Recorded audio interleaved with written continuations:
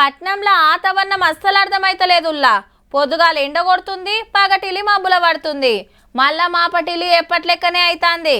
ఆనాకాలమో ఎండాకాలమో తెలియకుంటుంది నిన్నయాల. చేలో ఇక హెడ్లైన్స్ కానీ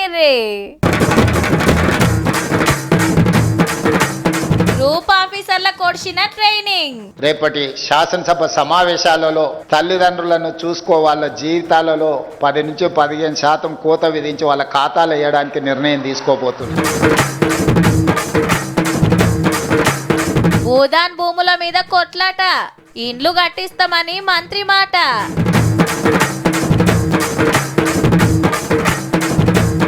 కౌశిక్ రెడ్డి మీద సిఐడి ఎంక్వైరీ, జాతర జగడంలా ఏం తేలుతుందో మరి.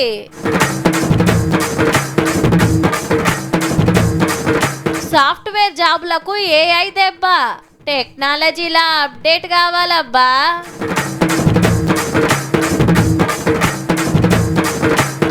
సంబురంగా నరసన్న కళ్యాణం.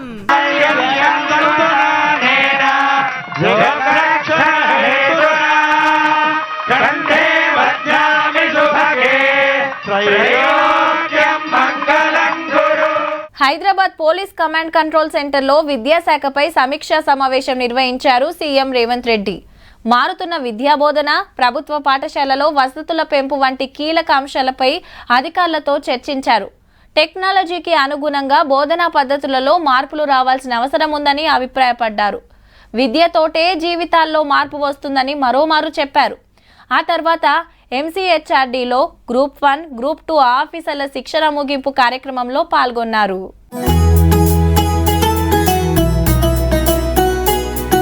వీళ్ళంతా కొత్తగా కొలువులకు ఎక్కబోతున్న గ్రూప్ 1, గ్రూప్ 2 ఆఫీసర్లు.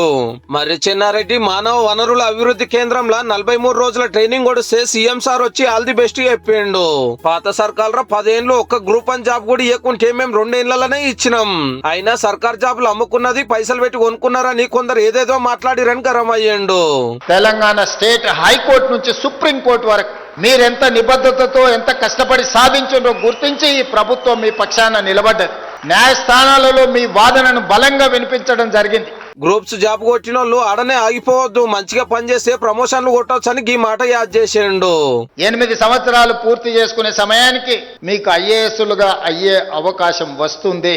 మరి మీలో ఎంతమంది చిత్తశుద్ధితోని ప్రజా జీవితంలో ప్రజలకు సేవలు అందించే ఐఏఎస్లు అవుతారో తప్పకుండా నేను ఉంటాను, నేను చూస్తాను, మీకు ఐఏఎస్ పట్టాలు ఇస్తాను. ఏలువాడి ఎట్లా నడిపియాలనో మొన్న సీఎం సారు అమెరికా హార్వర్డ్ యూనివర్సిటీకి పోయి క్లాసులు విన్నాడు కదా. గ్రూప్ ఆఫీసర్లకు కూడా పాఠాలు చెప్పిస్తారట. మీరందరూ హార్వర్డ్ వెళ్ళడానికి కష్టం అవుతుంది కాబట్టి ఈ ఎంసీహెచ్ఆర్డీ హార్వర్డ్ మధ్యలో ఒక MOU చేస్తున్నాం. వాళ్ళే ఇక్కడికి వచ్చి మీకు శిక్షణ ఇచ్చే విధంగా. ఇక సర్కార్ జాబులు చేస్తోళ్ళు అయ్యే వాళ్ళని చూడకుంటే పక్కా జీతంలోకి వెళ్ళి కటింగ్ చేస్తాము అనుకొచ్చేయండు. రేపటి శాసనసభ సమావేశాలలో తల్లిదండ్రులను చూసుకో వాళ్ళ జీవితాలలో 10 నుంచి 15% కోత విధించి వాళ్ళ ఖాతాలు వేయడానికి నిర్ణయం తీసుకోబోతుంది. ఒక అల్ల కేసీఆర్ సార్ పబ్లిక్లకు వచ్చి ఏడే తిప్పలుంటే ఆడికి పోయి అరుచుకుంటే, దినాం సర్కార్ను నిలదీస్తే, పతొక్క ముచ్చట మీద ప్రశ్నిస్తే మస్తుంటర్లే. కానీ ప్రధాన ప్రతిపక్షం లీడరు ఫామ్ హౌస్లో ఉండే బిందాస్గా అసెంబ్లీ బడ్జెట్ మీటింగ్ల కన్నా వస్తాడో సారు. ఇక అలా అటు బీఆర్ఎస్ ఇటు బీజేపీ ఒక్కనాడే జనం బాట పట్టినాయి. ఖమ్మం భూదాన్ భూముల కాడికి రామన్న వచ్చిండు. ఇది గవర్నమెంట్ భూమి అని కట్టినిండ్లు రేకునిండ్ల మొన్న గులగొట్టిండ్రు కదా ఆఫీసర్లు. అగో వాళ్ళకి ధైర్యం చెప్తానికి వచ్చిండు బీఆర్ఎస్ వర్కింగ్ ప్రెసిడెంట్ సారు. మంత్రులు తప్పు చేయకపోతే వాళ్ళు ఎందుకు రావట్లేదు ఇక్కడికి? డిప్యూటీ సీఎం పొంగులేటి తుమ్మల రావాలి కదా, వచ్చి మీతో మాట్లాడాలి కదా. మీకు అన్ని కాయిదాలు ఉన్నాయి, కోర్టుకు పోదాం. కోర్టు కూడా మీరు రూపాయి ఖర్చు పెట్టుకునే పనిలా మేము పార్టీ తరఫున మేము కొట్లాడతాం, మీకు మేము అండగా. అయితే మంత్రి పొంగులేటి సారు గిట్లా భరోసా ఇచ్చిండు ఇండ్లు పోయినోళ్లకు. నిరుపేదలు అక్కడ నివసిస్తున్నారో, ఇళ్ల స్థలాలు కానీ ఇతరత్ర బెనిఫిట్ పొందిన వాళ్ళు ఉన్నారో వాళ్ళందరికీ తగు న్యాయం ఆ శాఖ మంత్రిగా గౌరవ ముఖ్యమంత్రి గారి సూచనలతో 100% చేస్తాం. ఇది హైదరాబాద్ బాపుఘట్ కాడ గాంధీ సరోవర్ కట్టాలని సర్కార్ డిసైడ్ చేస్తే దానికోసం కొన్ని ఇండ్లు అపార్ట్మెంట్ పోతుంది. లేలే కులగొట్టద్దని కొట్లాడుతున్న వాళ్ళకి సపోర్ట్ చేస్తానికి వచ్చిండు బీజేపీ రాష్ట్ర అధ్యక్షుడు రామచంద్రరావు సారు. గాంధీ బొమ్మ కోసం మా ఇల్లు కూలగొడతా అంటే మీ ఊరుకునేది లేదు. పిల్లలకు ఫీ రీఎంబర్స్మెంట్ డబ్బులు లేవు గానే ఈ పార్క్ కోసం మాత్రం 4,000 కోట్ల రూపాయలు తీసుకుంటారు. ఖమ్మంలో అట్లా హైదరాబాద్ ఇట్లా కొట్లాడుతున్నాయి ప్రతిపక్షాలు.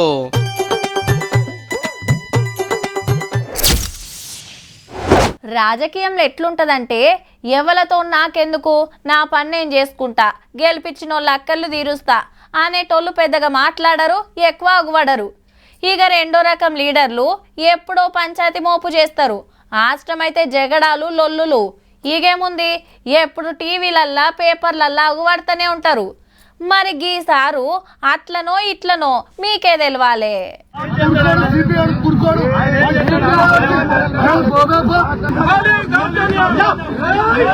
వీనవంక మేడారం జాతర నాడు వీరంగమాన్య car MLA Kaushik Reddy sir మీద సిఐడి ఎంక్వైరీ నడుస్తోంది.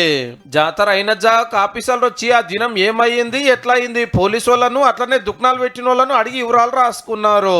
అయితే కరీంనగర్ పోలీస్ కమిషనర్ ను మతం పేరుతోటి తిట్టిండు అనేది అసలు కేసు.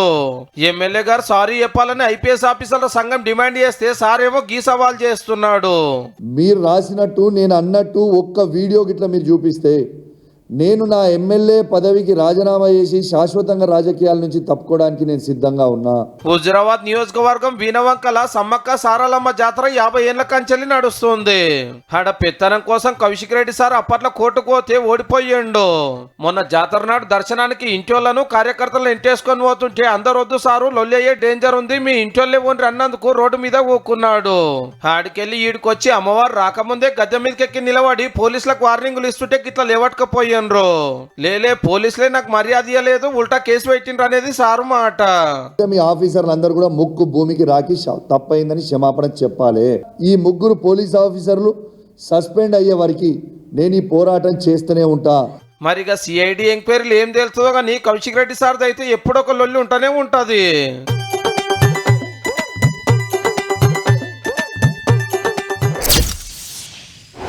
5 అంకెల జీతం, అద్దాల బంగ్లాల కొలువులు, పొద్దంతా కంప్యూటర్ల పని, మెడలో ఓ ఐడి కార్డు, గేట్ కార్డ్కి పోగానే నమస్తే పెట్టే సెక్యూరిటీ, ఆఫీస్కు తీసుకుపోయి తీసుకొచ్చే క్యాబు, ఇల్లు కొంటామంటే లోన్లు ఇస్తామని క్యూలు కట్టే బ్యాంకులు, కంపెనీ మారిండ్రంటే లక్షల రూపాయల ప్యాకేజీ, పిల్లగాడు సాఫ్ట్వేర్ జాబ్ అంటే మంచి సంబంధం. ఒక్క మాటలో చెప్పాలంటే సర్కార్ నౌకరీ కంటే ఫుల్ డిమాండ్ సాఫ్ట్వేర్ జాబులు చేస్తోళ్లకు. ఇది నిన్న మొన్నటి మాట, మరి ఇప్పుడు ఎట్లున్నదంటే అబ్బా ఐటీ జాబా అన్నోళ్ళు అయ్యో ఐటీ జాబా అనే కాలం వచ్చిందుల్లో రూబడి చూపిస్తున్న ఏ పుణ్యాన ఊపర్ శర్వాణి అందరు పరిశాని లెక్కుంది సాఫ్ట్వేర్ వాళ్ళ కథ. ఎవల పోస్టు ఎప్పుడు అయ్యే తెలియకుండా ఉంది. టీసీఎస్, ఇన్ఫోసిస్, విప్రో అసొంటి పేరువైన పెద్ద కంపెనీల మీద ఏఐ పిడుగు పడబోతుందట. ఎక్కువ రోజులేం బట్టతట్టు లేదు, ఒక 2 ఏళ్లలో లక్షల మంది జాబులు పోవచ్చునని టెక్నాలజీ గురించి బగ్గా తెలిసిన వాళ్ళు చెప్తున్నమాట. 100 మంది చేసే పనిని అదొకటే చేస్తుంది. మళ్ళా అదిగిన పుకట్ల ఇరామ్ లేకుండా 24 గంటలు 1 వీక్ లో 10 డేస్ లో 2 మంత్స్ లో చేసే ప్రెజెంటేషన్ ని విత్ ఇన్ మినిట్స్ లో అచీవ్ చేయగలుగుతున్నాం. ఎక్కడైతే రిపీటెడ్ టాస్క్ జరుగుతున్నాయో అక్కడ జాబ్స్ అనేవి చేంజ్ అవుతాయి. ఏం చేయాలనో ఎట్లా చేయాలనో ఒక్కపారి దిమాకులకు ఎక్కిస్తే దంచకపోతూనే ఉంటది. పని చెప్పినోళ్ళే పరిచయం అయ్యే లెవెల్లా. ఇక ఏమున్నది, కొత్త వాళ్ళని తీసుకున్నాడు కాదు, ఉన్నోళ్ళనే ఎలా కొడతారు. ఐటీ సపోర్ట్ ఇంజనీర్లు, డేటా ఎంట్రీ ఆపరేటర్లు, కంటెంట్ రైటర్లు, గ్రాఫిక్స్ డిజైనర్లు, బీపీఓలు, అడ్మిన్, ఫైనాన్స్, కస్టమర్ కేర్ సర్వీసులలో డ్యూటీలు చేసేటోళ్ళు తట్టాపుట్టా చదువుకోవాల్సిందేనట. స్కిల్స్ సరిగ్గా అక్వైర్ చేసుకోకపోతే అప్పుడు ఏఐ వల్ల డెఫినెట్లీ ప్రభావం ఉంటుంది. అయితే ఇదే ఏఐ తోటి కొత్త జాబులు కూడా వస్తాయటోళ్ళు. ఏఐ ఎంత పని చేసినా మొదలు దాన్ని చెప్పేటోళ్ళు ఉండాలే కదా. అగో గసంటోళ్ళకు రేపు ఫుల్ డిమాండ్. టెక్నాలజీని రసం లెక్క వండుకొని ఏఐని ఆడిచేటోళ్లకు ఖతర్నాక్ జాబులు, లక్షల జీతాలు. ఉపాయం ఉన్నాడు ఉపాసం ఉన్నాడు, గా పని మీద ఉండుండ్రి. మళ్ళా ట్రెడిషనల్ గా ఉండేటువంటి జాబ్స్ పోతాయి తప్పితే కొత్తగా వచ్చేటువంటి జాబ్స్ ఎన్నో కూడా యాడ్ అవ్వబోతున్నాయి. ప్రాంప్ట్ ఇంజనీరింగ్ అవి నేర్చుకుంటే రీప్లేస్ అవ్వకుండా మనల్ని సేవ్ చేస్తాయి అన్నమాట. పాపం సాఫ్ట్వేర్ వాళ్ళు అనుడు కాదు, ఏరే జాబులు చేసేటోళ్ళకి కూడా గట్టిగానే ఉంటది ఎఫెక్ట్. బ్యాంకింగ్ సెక్టర్ లో ఈ యొక్క ఏఐ ఏజెంట్స్ అనేవి ఫ్రాడ్ డిటెక్షన్ కానివ్వండి, లేదంటే account freeze, suspicious accounts freeze చేయడానికి కానీ ఉపయోగపడుతూ ఉన్నాయి. హెల్త్ కేర్ సిస్టమ్ లో చూసుకుంటే కనుక మనం మానిటరింగ్ చేయడానికి, పేషెంట్ హెల్త్ మానిటర్ చేయడం, ఒకవేళ ఎమర్జెన్సీ టైంలో డాక్టర్కి ఆ యొక్క అలర్ట్స్ ఇవ్వడం అనేది యూజ్ చేస్తూ ఉన్నారు. ఏఐని ఏ పుణ్యాత్ముడు తయారు చేసిండో కానీ పనులు చెప్పున చేసి కొలువులు పోగొట్టి 2 తీవ్ర దునియానే చెక్ చేస్తున్నది పో.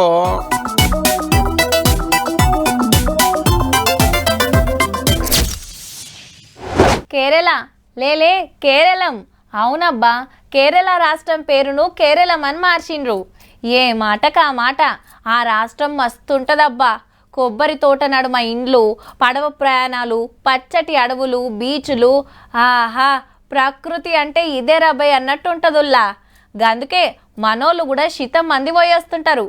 ఇప్పుడు గీ ముచ్చట దేనికి అంటారా? చూడండి మీరే.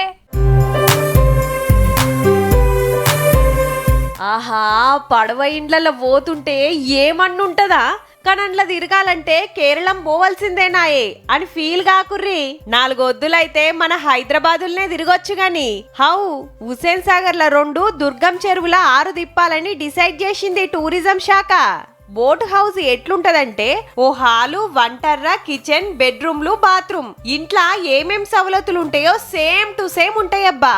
ఇంటోళ్ళ దావతు, దోస్తుల పార్టీ, వీకెండ్ల ఎంజాయ్ చేస్తానికి మస్తు ఉంటది. మళ్ళా నచ్చిన తిండి తినుకుంటా ప్రకృతి అందాలు చూస్తుంటే ఆ ఎంజాయే అలాగుంటదబ్బా.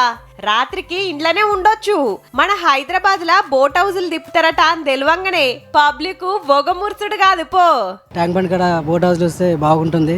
ఇంకా వేరే చోట కూడా వస్తే చాలా బాగుంటుంది. త్వరగా వస్తే ఇంకా బాగుంటుంది. నార్మల్గా స్టూడెంట్స్కి అది ట్రిప్స్కి వచ్చినప్పుడు స్టే చేయడానికి బాగుంటుంది. పర్సనల్గా నేనైతే ఎక్కలేదు, బట్ ప్లాన్స్ అయితే ఉన్నాయి ఫ్యూచర్లో ఎక్కాలని. కేరళం పోలేనోళ్ళు మన సిటీలోనే పొట్టు ఎంజాయ్ చేయొచ్చు. ఇక అప్పుడు టూరిస్టులు పెరుగుతారు. గవర్నమెంట్ కూడా ఇంత ఆమ్దాన్ వస్తుందని గీకమతి చేస్తుర్రట. People who cannot go there and reach out there, they can experience boat houses here. అంత మంచిగానే ఉన్నది గాని హుసేన్ సాగర్ లా ముక్కులు మూసుకొని తిరిగే పరిస్థితి కూడా తప్పిస్తురా అంటే బోట్ హౌస్ షికారు బొంబాటుకుంటది.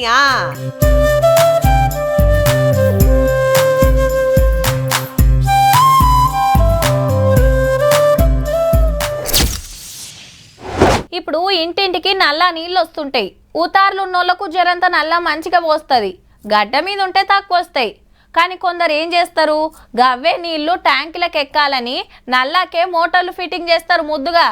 ఇక అప్పుడు ఏమవుతుంది, ఆ ఇంట్లో మోటార్ బంద్ పెట్టేదాకా కడమ ఇండ్లల్లో సుక్క కూడా రాదు. సేమ్ గట్లనే తెలంగాణ నీళ్లు ఆంధ్రాకి ఎత్తుకపోయే ఉపాయం చేస్తే కొట్లాడి బంద్ పెట్టించినాం. దాని మీదనే ఇవాళ లొల్లి. కాకుంటే మన కాడ కాదు, పక్క రాష్ట్రం అసెంబ్లీలా. రాయలసీమ ప్రాజెక్టు పంచాయతీ ఆంధ్ర శాసన మండలిలో మఠ విజ్ఞత పని అయ్యింది. ఇటు వైసీపీ ఎమ్మెల్సీలు, అటు మంత్రులు. గమ్మతేందంటే నడిమిట్లకు మన లీడర్ రంగు ఉంచేండ్రు. శాసనసభ సాక్షిగా తెలంగాణ ముఖ్యమంత్రి రేవంత్ రెడ్డి గారు రాయలసీమ ఎత్తుల పోత పథకాన్ని నేను చెప్తేనే చంద్రబాబు నాయుడు ఆపారన్నారు. అది వాస్తవా కాదా? హరీష్ రావు ఏం చెప్పాడు? మేం స్టే తీసుకొచ్చాము దీని మీద అని. దద్దమ్మ ప్రభుత్వం ఆ రోజు ఆంధ్రప్రదేశ్ లో ఉంది అనేటువంటిది ఈ రోజు శాసనసభ సాక్షిగా వెల్లడైంది. మేము ఖండిస్తున్నాం కాదని అంటున్నాం. చెప్పింది రాజకీయ కోసం చెప్పారు, అది వాస్తవం. అంటే ముఖ్యమంత్రి గారితో ఇద్దరు మాట్లాడుకుని ఆలోచింపడి రాష్ట్ర ప్రయోజనం తాకట్టు పెడితే చూస్తూ ఊరుకోవాలి అధ్యక్ష. ఒక ప్రతిపక్షంగా ఆంధ్రప్రదేశ్ రాష్ట్ర ప్రయోజనాల్ని తాకట్టు పెట్టింది అనేటువంటిది తెలంగాణ శాసనసభ సాక్షిగా మాట్లాడితే దానికి మేం సమాధానం చెప్పాలి అధ్యక్ష. ఆ రోజు రాజ్యం చేస్తున్నది ఎవరు? గదన్నట్టు రేవంత్ రెడ్డి చెప్తేనే ఆపిండ్రని చంద్రన్న మీద వైసీపీ లీడర్లు, లేలే కేసీఆర్ ఉండగానే ఆగిందని జగనన్న మీద టీడీపీ లీడర్లు. ఎవరు ఆపిర్రు, ఎప్పుడు ఆపిండ్రు అనేది చర్చ అయితే రాయలసీమ లిఫ్ట్ ప్రాజెక్ట్ ఆగినందుకు తెలంగాణకు ఫాయిదా జరిగింది. లేకుంటే మనకు రావాల్సిన కృష్ణానది నీళ్లు మొత్తం అటే తోడుకుందరు మళ్ళా.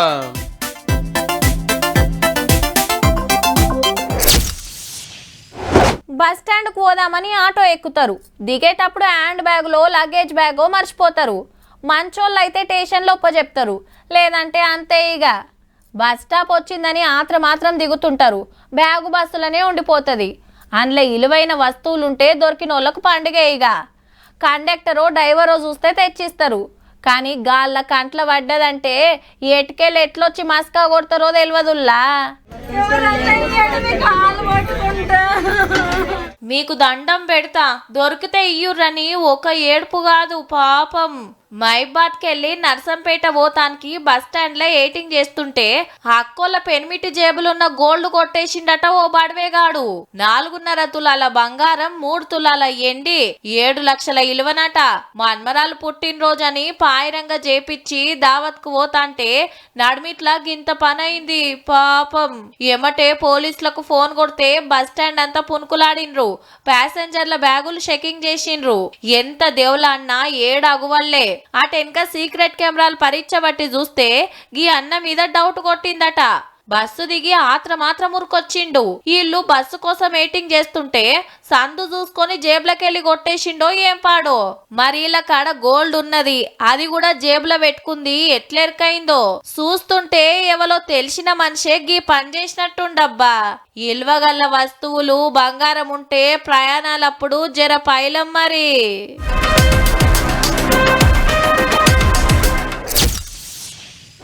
యాదగిరిగుట్ట మీద దేవుని పెద్ద పండుగ జోరుగా నడుస్తుందబ్బా. రోజుకో వాహనం ఎక్కి ఊరెగుతుంటే ముంగట కళాకారుల ఆటపాటలు మస్త్ అనిపిస్తున్నాయి. లీడర్లు, ఆఫీసర్లు, భక్తులు బగ్గబోయేస్తున్నారు. మామూలు రోజులలో స్వామిని దర్శనం చేసుకుంది ఒక లెక్క, ఇప్పుడు పోయింది ఇంకో లెక్క. బ్రహ్మోత్సవాలల్లా రాత్రి ఓ ముఖ్యమైన కార్యం నడిచింది. మనం సుత చూసేద్దాం పాన్రి. యాదగిరిగుట్ట నరసన్న కళ్యాణం మా సంబరం అనిపించిందుల్లా. రాత్రి సర్కార్ తరపున మంత్రులు, లోకల్ ఎంపీ, ఎమ్మెల్యే పట్టుబట్టలు, ముత్యాల తలవాలు తెచ్చిండ్రు. పెండ్లి కొడుకుగా ముస్తాబు చేసి గజవాహనం మీద నరసింహస్వామిని, పల్లకిల లక్ష్మీదేవి అమ్మవారిని లగ్గం పందిట్లకు తీసుకొచ్చిండ్రు. ముహూర్తం టైంకు జీలకర్ర బెల్లం పెట్టి అమ్మవారి మెడల పుస్తె కట్టిండు నరసన్న.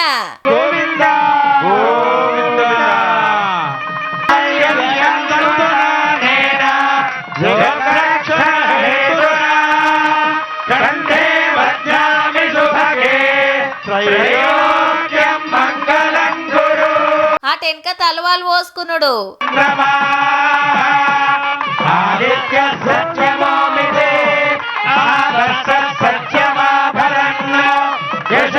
దేవుల లగ్గం చూస్తానికి ఎక్కడెక్కడికెళ్ళో శితం వచ్చిండ్రు భక్తులు. రంగురంగుల లైట్లతోటి యాదగిరిగుట్ట శమక్కుమంటుంది. ఇవాళ రాత్రికి రథం గుంజిండ్రు.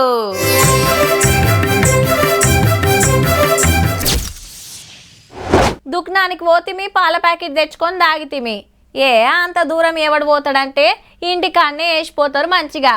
ఏడుకెళ్ళొచ్చినాయో ఏం కలిపినరో ఎవ్వలకు తెలియదబ్బా. పిల్లలకు అవ్వే, పెద్దలకు అవ్వే. అదే ఊర్ల పొంట అంటే ఆ సాములే పిండికొచ్చి పోస్తారు, లేదంటే పాల కేంద్రంలో తెచ్చుకుంటారు. అయితే ఓ ఊర్లో ఏమైతుందంటే ఒగలెనక ఒగలొచ్చుడు, రేబిస్ టీకా వేసుకునుడు, కుక్క గరిస్తే వేస్తారు చూడుర్రి హగో గది. ఊర్లా గింతమందిని అరుసుకుందా అని డౌట్ వస్తుందిలే, కానీ కరిసింది మనుషులను కాదు, బర్రెను. జగిత్యాల జిల్లా వేంపేటల బర్రెను కుక్క గరిస్తే కొన్నొద్దులకు జీవిడిచిందట. అయితే దినాం దాని పాలు పాల కేంద్రంలో వస్తే అక్కెరున్నోళ్ళు వంటవేయిండ్రు. వామ్మో, మాకు రోగం వస్తదేమో అని బుగులు పట్టి ఉరికొచ్చి టీకాలేపించుకున్నారు. పాలు తాగుతాయి, మళ్ళీ ఏమైతుంది ఏం కాక అన్నది కొంచెం చాయ్ పెట్టుకొని తాగినాం అంతే. ఓ వ్యాక్సిన్ తీసుకుందామని అర్థము అని అన్నారు గట్లా. అయ్యో, గా పాలు ఎవ్వరికి పోయలే, ముత్తమని వెళ్తే పిండి వారవోసినా అంటాండు ఆసామి. అయితే శివరాత్రి నాడు పాలు విండినా, తెల్లారి పాలు ఇయ్యలేదు పొద్దున. నేను ఎక్కడ కూడా ఈడ పోయలేను, తోటలకు పోయి కట్టేసి వచ్చిన. ఏం కాదుల్లా, పాలల్లా గా వైరస్ ఉండది, కాగబెట్టుకునే తాగుతాం. బుగులు పడొద్దని డాక్టర్ సాబ్ చెప్పినా ఇంటలేరట ఊరోళ్ళు. పాలు తాగినా కూడా ఇబ్బంది ఏమి ఉండదు, దాని గురించి భయం ఆందోళన ఏం అవసరం లేదు. ఇగిట్లా కాదని ఊర్ల క్యాంపు పెట్టిస్తే చాలా మందే వ్యాక్సిన్ తీసుకుర్రిగా. ఏం చేస్తారు, ఎవ్వరు భయం ఆలేదు మరి. చూసిండ్రు కదా, ఇక ఇయాల్టి తీన్మార్ వార్తలు ఉంటామల్లా. నమస్తే.